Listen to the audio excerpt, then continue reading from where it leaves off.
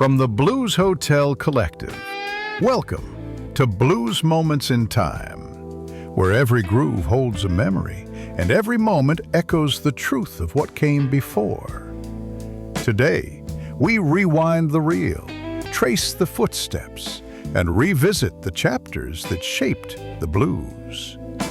Here is our host, Kelvin Huggins. Welcome to Blues Moments in Time, the podcast dedicated to exploring the rich history and the cultural significance of blues music.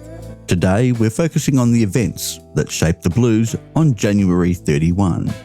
Let's start with the cultural landscape.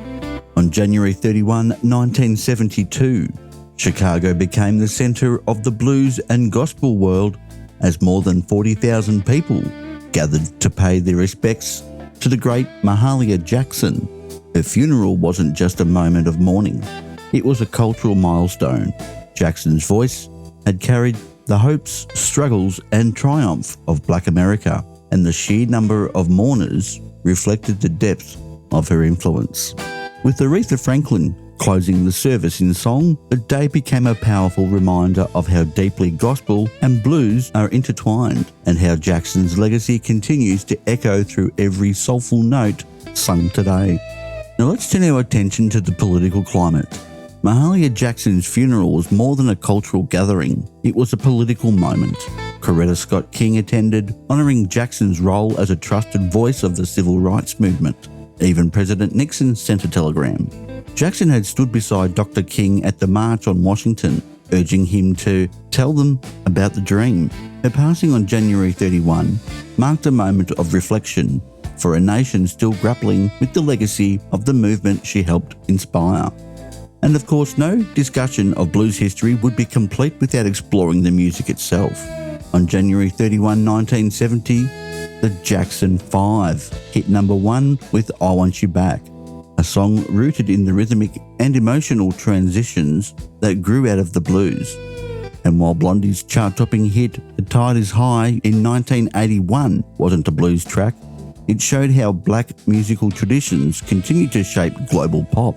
But perhaps the most significant musical moment tied to this date is the passing of Slim Harpo, the swamp blues master whose grooves inspired everyone from the Rolling Stones to modern blues rock artists. His influence remains unmistakable. January 31 has also marked the beginning of life for many musicians, though not many directly tied to the blues.